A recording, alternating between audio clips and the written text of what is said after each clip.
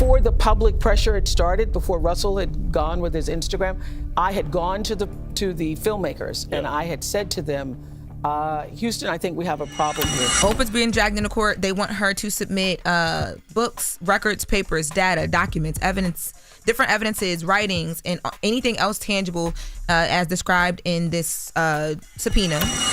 I didn't tell that many people about what happened with Russell. He just grabbed me. He just grabbed me. And I'm saying no. I was reduced to nothing in that moment. You are not going to believe what's going on with Oprah Winfrey right now. After being dragged into the messy legal drama between Russell Simmons and Drew Dixon, she might have packed her bags and dipped out of mainland USA altogether. Yep, reports are now claiming that Oprah Winfrey has relocated to Hawaii. And it just so happens to be right after she got hit with a federal subpoena. And this isn't just a random theory. Oprah was just seen cozying up in Tina Knowles' latest sit-down interview, all calm and collected on that book club matriarch set. But behind the scenes, whew. Let's just say the feds have entered the chat. And Oprah might be trying to quietly vanish before the legal storm hits her front door. So sit tight, because this is one story the mainstream media really doesn't want you to hear. Let's rewind real quick, because this all starts with one woman, Drew Dixon. Drew is a Harvard-educated music executive who started out at Def Jam in the 90s. She was smart, talented, and quickly rose through the ranks. But according to her lawsuit, Russell Simmons turned her dream job into a full-blown nightmare. Russell has that type.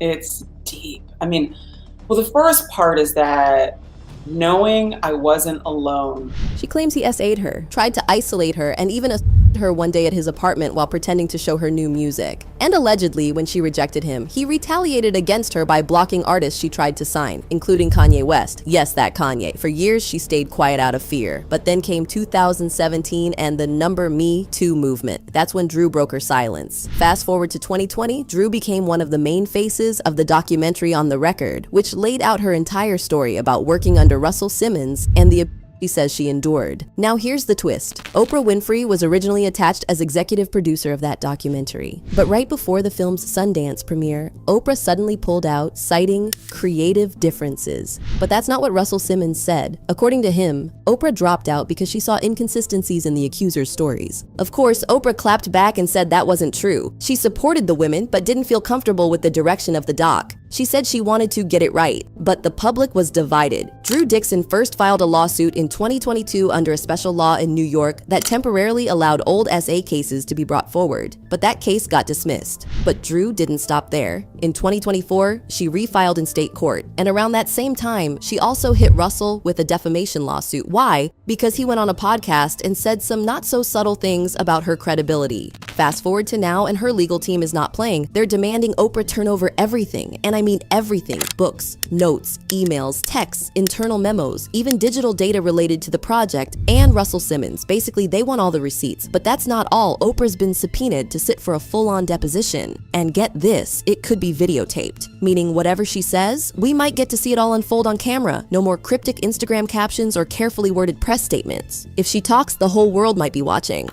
They gave Oprah a March 18th deadline to adhere to all of this. They also say that she could be deposed, which would probably be recorded if so, which is why they sit down and they ask her a bunch of questions. And the deadline for her to comply to the subpoena was March 18th, 2025. But here's where it gets extra suspicious, because after that date, she just disappeared. No red carpets, no speeches, no big brand moments. Miss O packed up and laid low hard. Now, while Oprah's ghosting subpoenas and ducking the spotlight, Russell Simmons is in Bali. He moved to Bali on purpose because Balam has no extradition treaty with the US. So even if the case ends with charges or a judgment against him, the US can't legally force him back. That's not an accident, y'all. That's strategy. This is the house. This is the house. I built it because it was, I wanted to live here part-time, and I was gonna stay a month and a half, and COVID hit, and I stayed 2 years.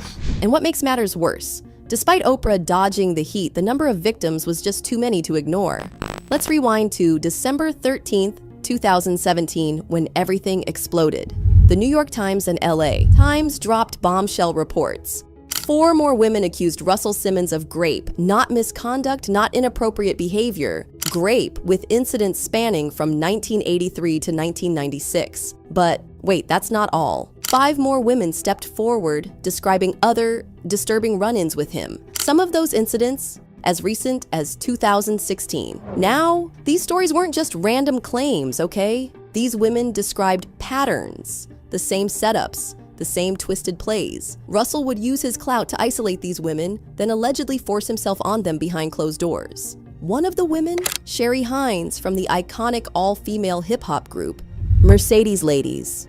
She said Russell her in his office when she was just 17 years old. Another, former music journalist Tony Sally, who thought she was attending a regular industry party. Turns out it was just her and Russell in his apartment, where she says he raped her. A year later, he allegedly tried it again, this time at a Florida hotel. And those are just 2 names. The list goes on. Now Russell has denied everything. He tried to hit us with some poetic-sounding statement talking about peace and love and how he's fought for consciousness around women. But let's be so clear, behind all that faux enlightenment, there's a man being painted as a straight-up predator, one who allegedly used his power to trap, intimidate, and women for decades. Meanwhile, the women, they're still here, still waiting for accountability, still speaking their truth.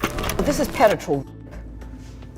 This is really tackled and That's right. while saying no and fighting and crying. And y'all don't think the internet didn't notice this next part. Because while Oprah was helping expose Russell Simmons, who yes needed to be exposed, people are dragging her for staying eerily silent on men like Harvey Weinstein, who she was publicly friendly with for years. The photos? Everywhere. The events? Frequent. Some fans even said she was one of Harvey's biggest Hollywood cheerleaders for a while. So when she goes hard on Russell but stays quiet on Harvey, people are calling it selective activism. I think this is a watershed moment. And if we make this just about Harvey Weinstein, then we will have lost this moment. One viral comment said it best. She is so full of it. She targeted black men with her film but stayed silent on her friend Harvey. That's hypocritical. And honestly, the criticism is fair. Because if the mission is to hold harmful people accountable, shouldn't all of them be held accountable? Or are some people off limits when they have money, power, and connections? And let's be real for a second, this isn't just about who did what, it's about who has the power to shape the narrative. As of 2019, Oprah's net worth was a staggering $3.5 billion.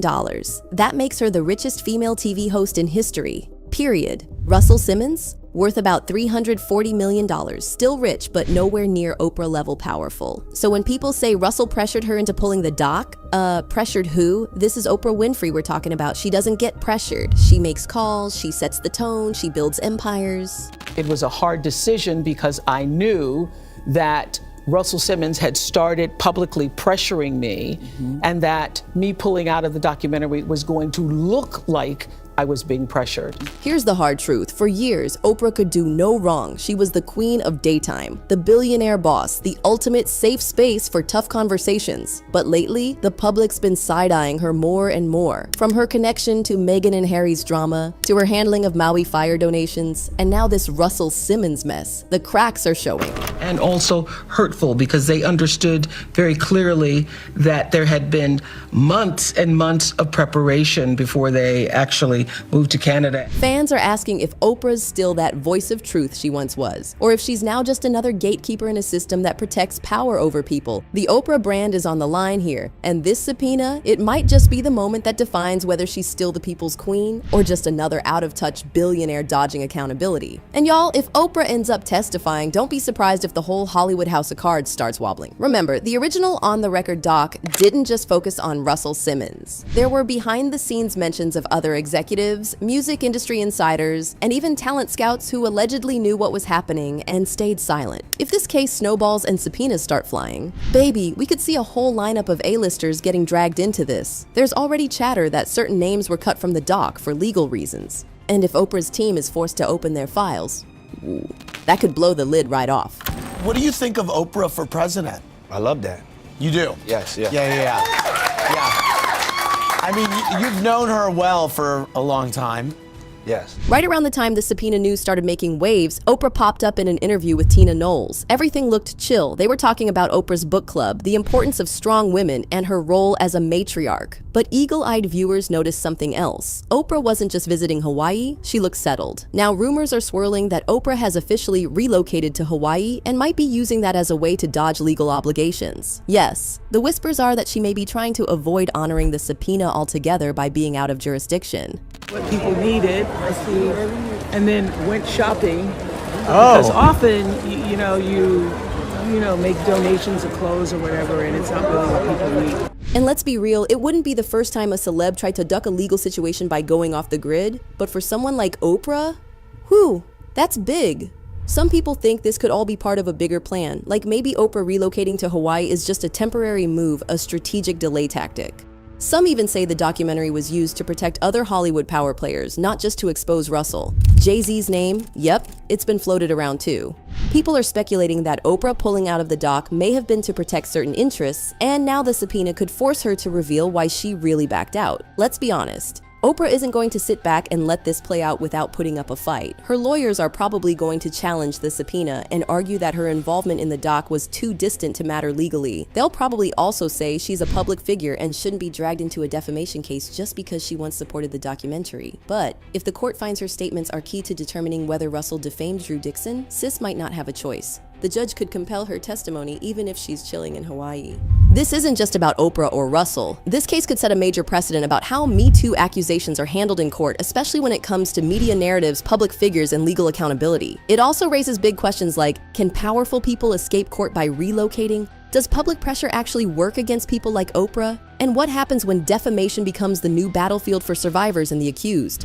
All we know is, Oprah's involvement is far from over, so now the world is watching. Oprah's in Hawaii. Russell's team is still stumbling, Drew is still fighting, and the courts are trying to figure out who's telling the truth and who's trying to run from it. Will Oprah have to face the music? Or will her empire and location protect her? Let me know what you think in the comments, and if you're just as shocked by all this as we are, don't forget to like and subscribe, because this story is still unfolding and you do not want to miss what happens next.